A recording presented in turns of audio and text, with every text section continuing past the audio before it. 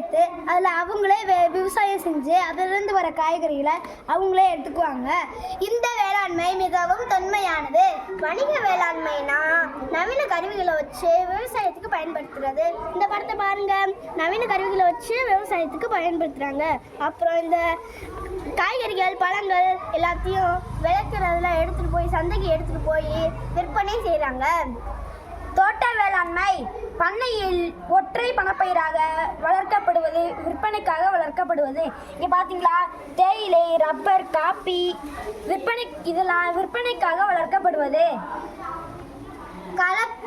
கலப்பு வேளாண்மை பயிர்கள் பயிரிடுவது, விலங்குகளும் வளர்க்கப்படும்.